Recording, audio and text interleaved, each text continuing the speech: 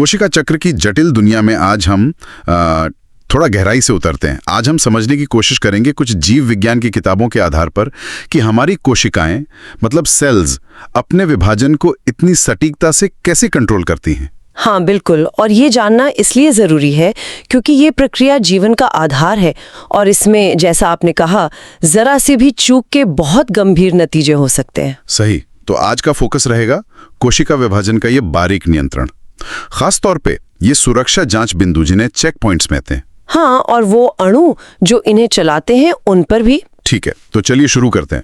कोशिका चक्र ये असल में घटनाओं का एक क्रम है ना? मोटे तौर पर दो हिस्से हैं। एक इंटरफेस जहां कोशिका ज्यादातर वक्त बिताती है तैयारी में, बिल्कुल, और दूसरा एम फेज यानी विभाजन का चरण। और इंटरफेज में भी G1 S जहां डीएनए बनता है और G2 चरण होते हैं। और कोशिकाएं कभी कभी एक शांत अवस्था G0 में भी चली जाती हैं। हाँ, वो भी होता है। और ये पूरी प्रक्रिया, ये पूरी लय, ये कोशिका के अपने जीन से नियंत्रित होती है। और इस नियंत्रण के केंद्र में है दो खास तरह के प्रोटीन, वो साइक्लिन और सीडीके जिनकी बात हम कर रहे थे। हाँ, साइक्लिन और साइक्लिन डिपेंडेंट काइनेस यानी सीडीके। आप इन्हें कोशिका चक्र का समझ लीजिए एक तरह का इंजन और गियर बॉक्स मान सकते हैं। अच्छा, साइक्लिन और सीडीके सुने तो हैं, पर ये दोनों मिलकर काम कैसे करते हैं, थोड़ा और समझाएंगी? जरूर। देखिए, साइक्लिन ऐसे प्रोटीन है जिनकी मात्रा कोशिका चक्र के दौरान मतलब घटती बढ़ती रहती है। वो बनते हैं फिर नष्ट हो जाते हैं। अच्छा, एक साइकिल में। हाँ, और जब वो बनते हैं तो वे सीडी के एंजाइम से जुड़ जाते हैं।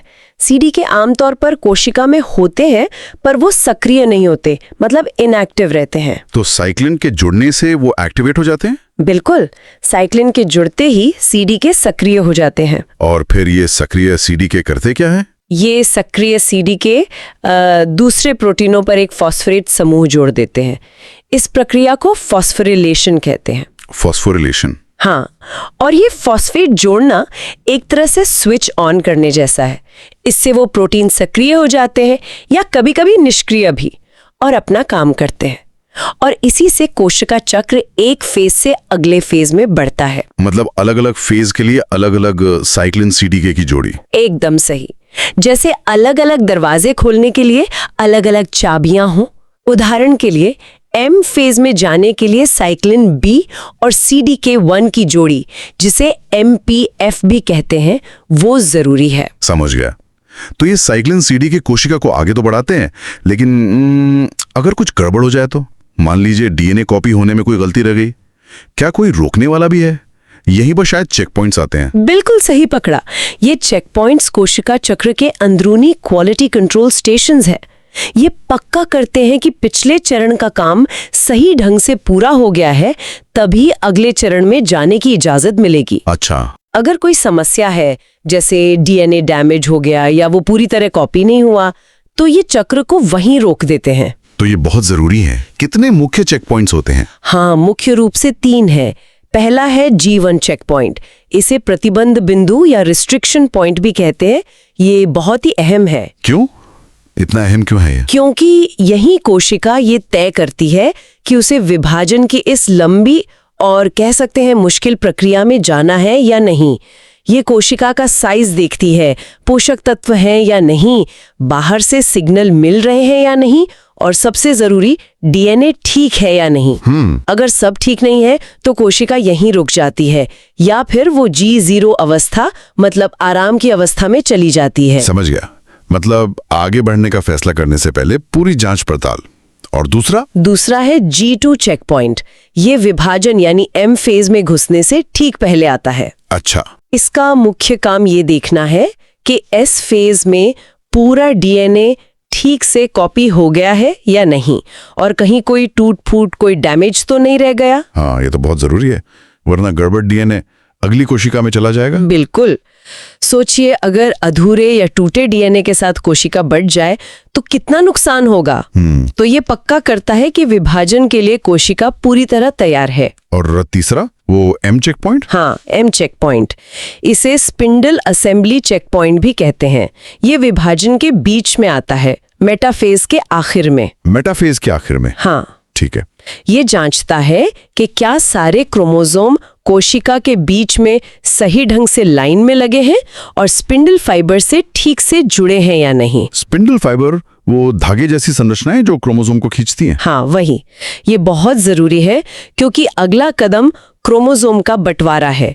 अगर एक भी क्रोमोसोम ठीक से ना जुड़ा हो तो बंटवारा गलत हो जाएगा और उससे बनने वाली कोशिकाएं में क्रोमोसोम की संख्या गलत हो सकती है। बिल्कुल। तो खास चौकीदार प्रोटीन होते हैं जैसे मैड और बब जो इस पर नजर रखते हैं और गड़बड़ी होने पर एनाफेज यानी बंटवारे को रोक देते हैं। वाह, ये तो मतलब सिर्फ स्टॉप सिग्नल नहीं है, ये तो पूरी सक्रिय निगरानी प्रणाली है।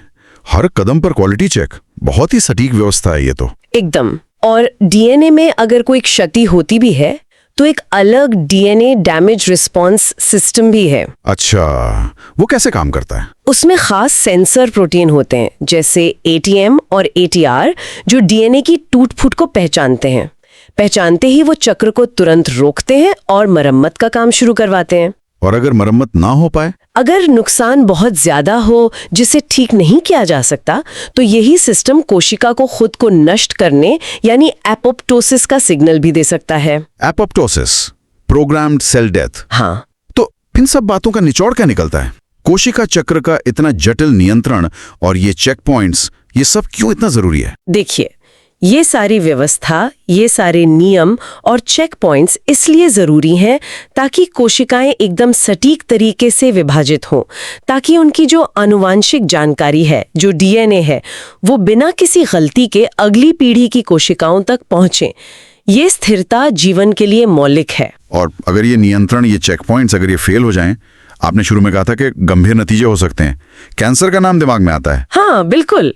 इन नियंत्रणों का फेल होना गंभीर समस्याएं पैदा कर सकता है और इसमें सबसे जानी मानी समस्या है अनियंत्रित कोशिका वृद्धि। कोशिकाएं बिना रुके विभाजित होती रहती हैं, जो कैंसर का मूल कारण बनती है। कई तरह के कैंसर इन्हीं चेक पॉइंट्स की खराबी से जुड़े होते हैं। इस सारी जानकारी के बाद एक विचार मन में आ रहा है।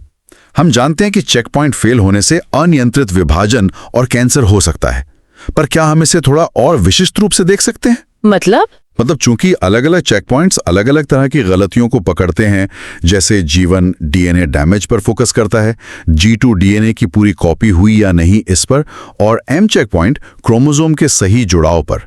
तो क्या किसी एक खास चेक पॉइंट के फेल होने के कुछ विशिष्ट परिणाम होते हैं? क्या ये सिर्फ सामान्य कैंसर की ओर ले जाता है, या इससे कुछ खास तरह की बीमारियां या शायद विकास के दौरान कोई समस्याएं पैदा हो सकती हैं? इस पर सोचना शायद हमें कोशिका जीव विज्ञान की और गहरी समझ दे सकता है ना? हाँ, ये सोचने वाली बात है। बिल्कुल, हर चेक पॉइंट की अपनी खास भूमिका है, तो उनके फेल होने के परिणाम भी शायद अलग अलग स्तर पर विशिष्ट हो सकते हैं। ये एक दिलचस्प दिशा है आगे सोचने के लिए।